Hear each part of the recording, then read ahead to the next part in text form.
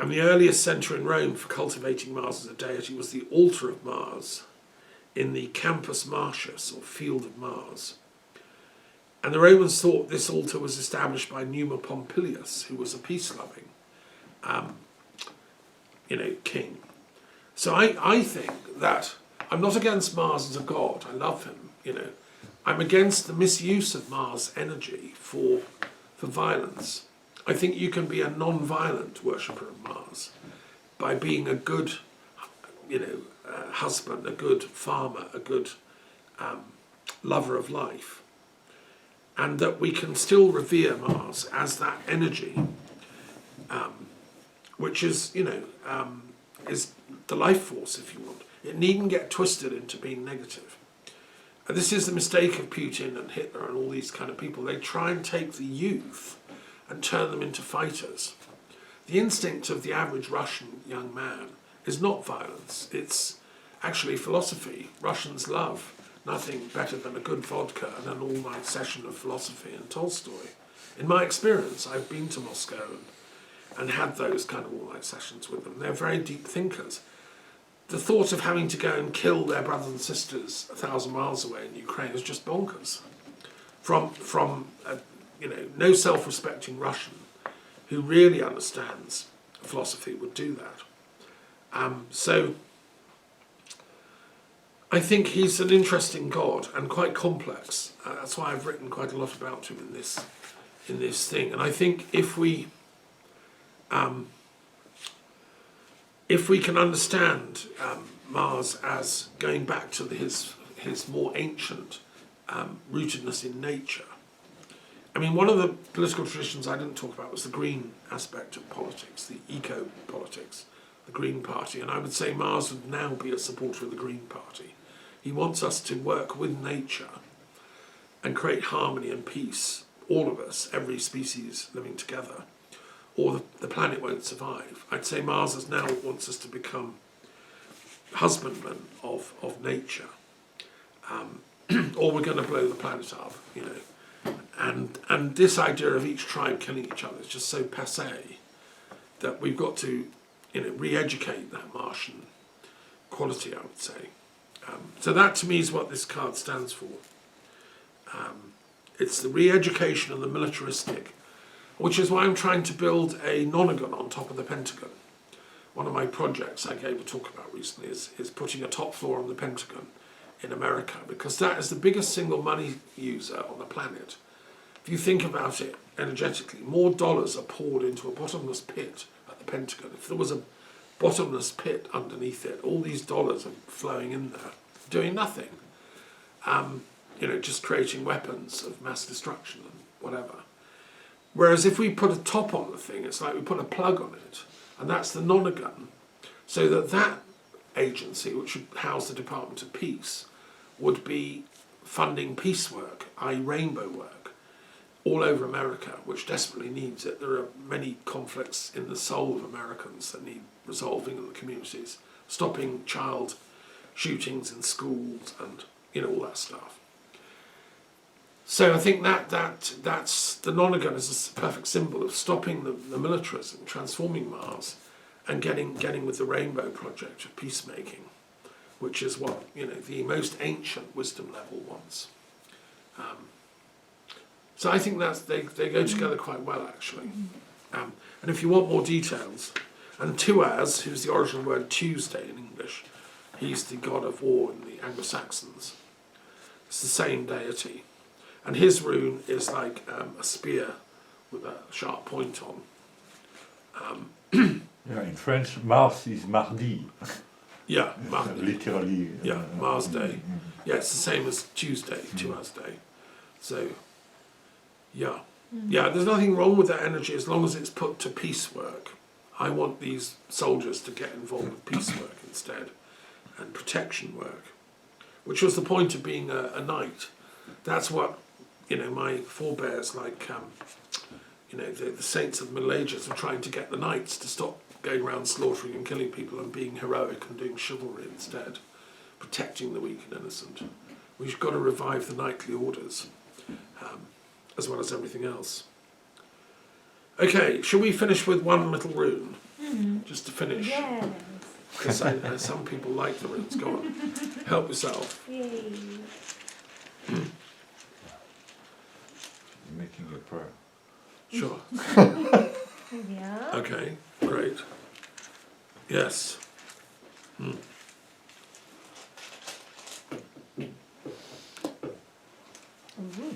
Okay. Well, these are very exciting. These two. Where's my? Yeah.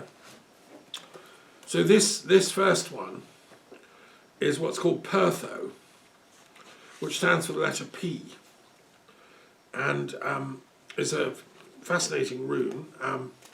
The letter P I've always loved, and it stands for birth, the mouth. In my Kabbalah runes book, I go into the nature of penis, and it's a very soft, gentle puff of air. If you say, it's a very subtle sound, and it's there in words like spirit or prana or Pil, which is the Slavic god. To me, per is the word for, or it's the sound rather, for that most subtle breath of air that we all have within us, the prana, if you want. And it stands for mystery. The rune Pertho is the rune of mystery. And what the per is a mystery. But we would be dead without it. It's because we have per.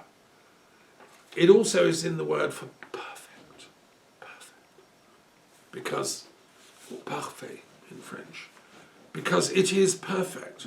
The shunya, as the Buddhists call it, the absolute, is perfect. It's we that then turn it into war games or cruelty and stuff. In our own essence, we are perfect. We come from the per. And so that if you're interested, look in my book, The Kabbalah Runes, and you see that this P sound is, is very, very ancient and has a deep meaning. It's also there in the word pax in Roman, which means peace. Mm-hmm. Peace. So peace is the knowledge of the pe. And this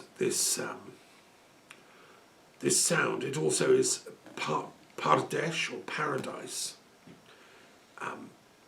And pe means mouth in Hebrew. Interesting enough, Purim, the Jewish festival of lots, came from an original Sumerian source word, bur. Because, as I said, the Jews got a lot of ideas from Sumerians. There's an ancient sharing there that needs to be studied more. And Pesach means the passing over of God's sparing of his children, signifying God's openness. So anyway, peace or pacifists come from this. So peace is to have knowledge of that innermost P, if you want.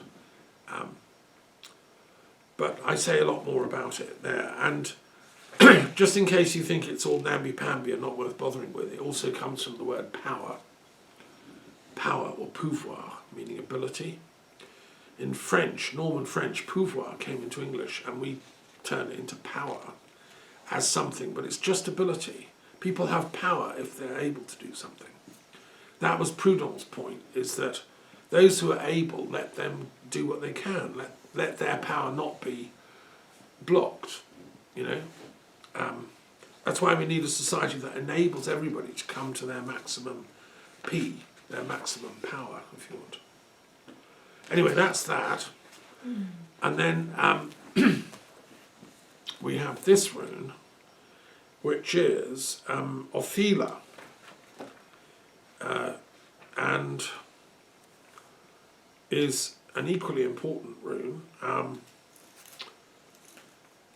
which represents sort of, interesting enough, it's related to the word an atheling, which meant a prince or a noble in Anglo-Saxon, an aristocrat. And so Odin is the god of this rune. It means the inheritance, which can mean the landscape or the community or the people that we live among.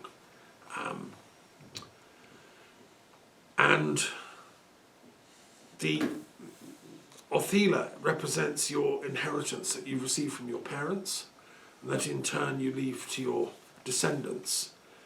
And it's not just physical things like buildings, houses, it's your intellectual inheritance. So it's what matters, what counts. Cultural as well? Yes. So your language, your beliefs, all that is Othila. And it's what makes us who we are.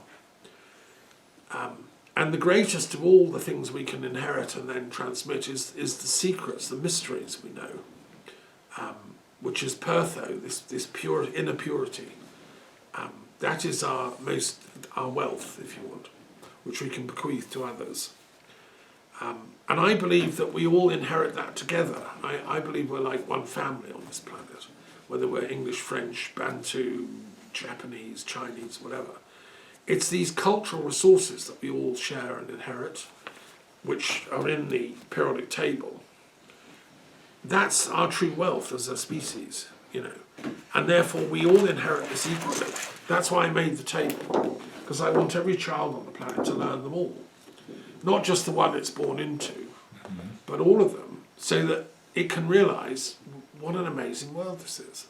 How much incredible wealth there is. Why can't every kid in the Middle East grow up knowing all of this lot? Every child in China or England or France. And then the need to prove our system is best would die away. We'd learn humility. And then we'd be able to hand on an inheritance to the future. So by exploring the mysteries, Pertho, we then find an inheritance worth passing on, is how I'd interpret those two. And if we don't, we're going to blow it, Mars. Yeah, Mars is going to cause trouble. So we have to discipline Mars to become a good boy again, a good farmer, a good lover, because that's the other thing he likes doing, and not destroy everything, So that would be my reading of these runes.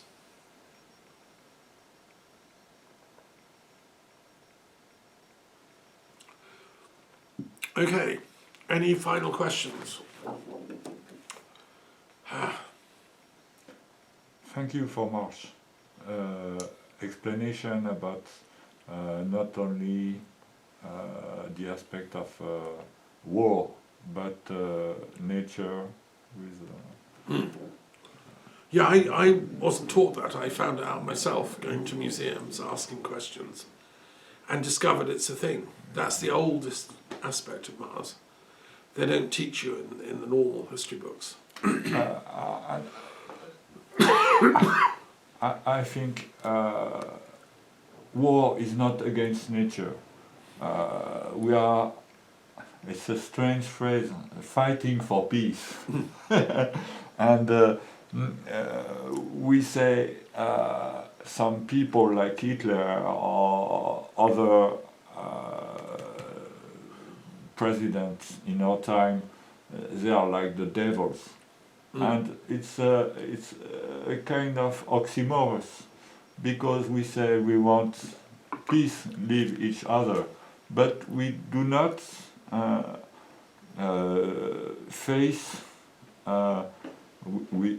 peacefully to this kind of people. We should. I think we should.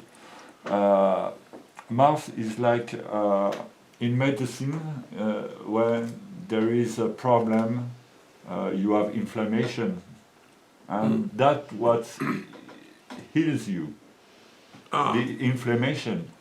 I think the war happens, we are not able to cope with the situation.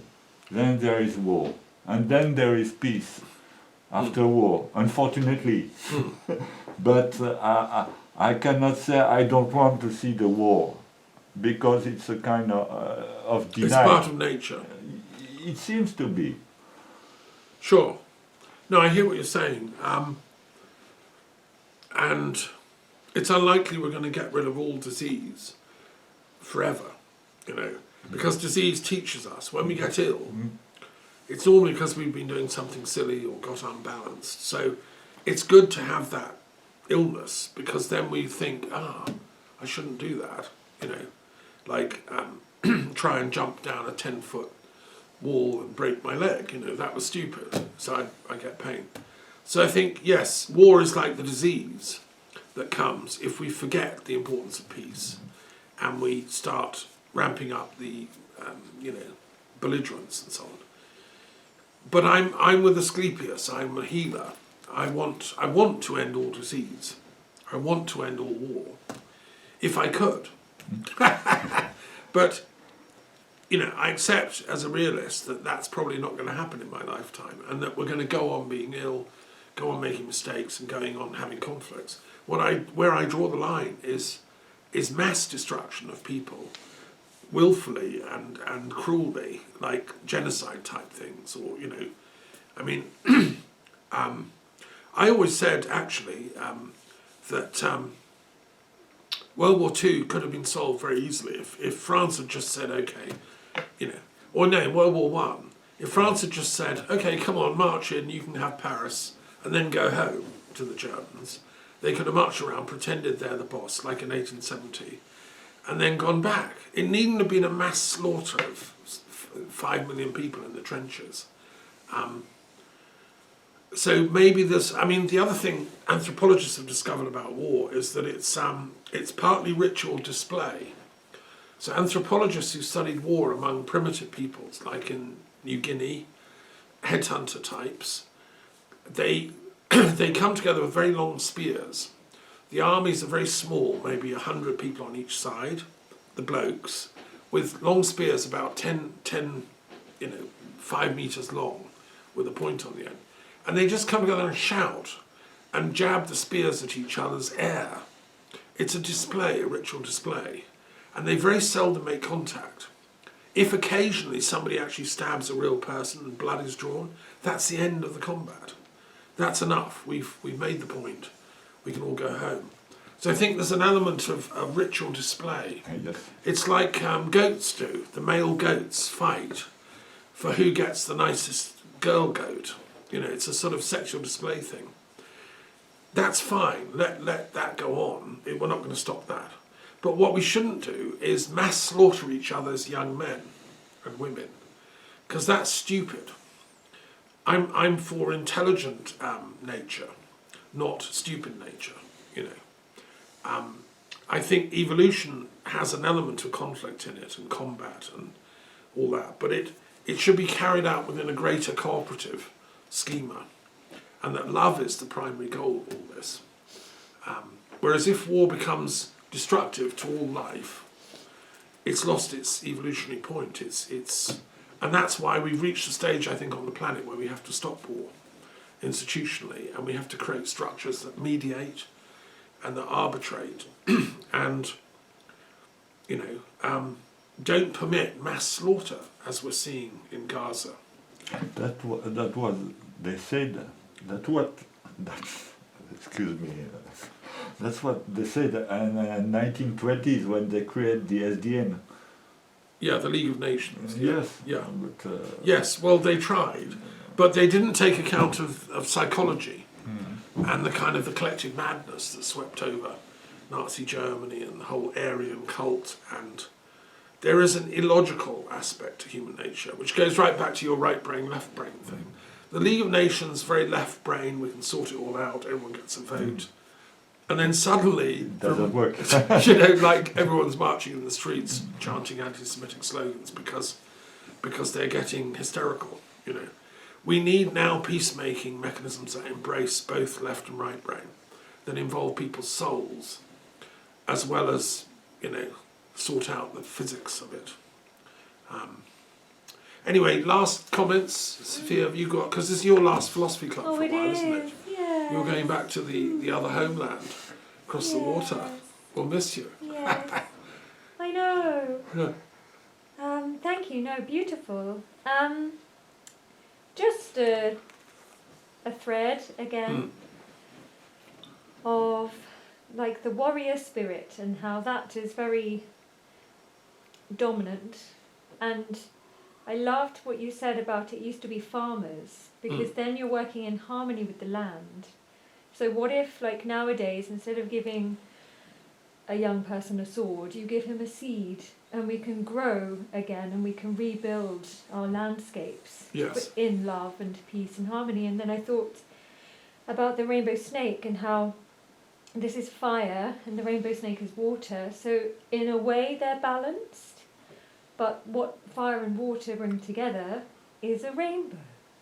So that's the peace and harmony that we can find between them, because when they work together cooperatively, at the right angle, the right focus, we can create a rainbow. So we can create that peace that we're wanting. So that was just my... Yeah, I like that. Thank you. And also the design for the nonagon that I got in mind, which I want an architect to design, a sort of mock of, which came to me through Leonardo da Vinci, who was very much a rainbow kind of guy. The nonagon would be mainly glass building on the top of the pentagon, Yes. with white elements, and also Gorgeous. rainbows built into the design. So when you look at the glass from one angle, you'd see like a rainbow effect, and there'd be a peace garden on the roof. So it would be harnessing beauty in the Leonardo style to tell the warriors of the world that you can go back to being farmers now. That's what's needed, you know. And I would like the planet to breathe a sigh of relief at that point, when we get back to being beautiful and doing acts of beauty instead of acts of ugliness. You know. So, anyway, thank you for being here, Sophie. Beautiful. You're a beautiful soul. Yes, Thanks for joining us, and come back in the summer. Absolutely. Yeah. Yes.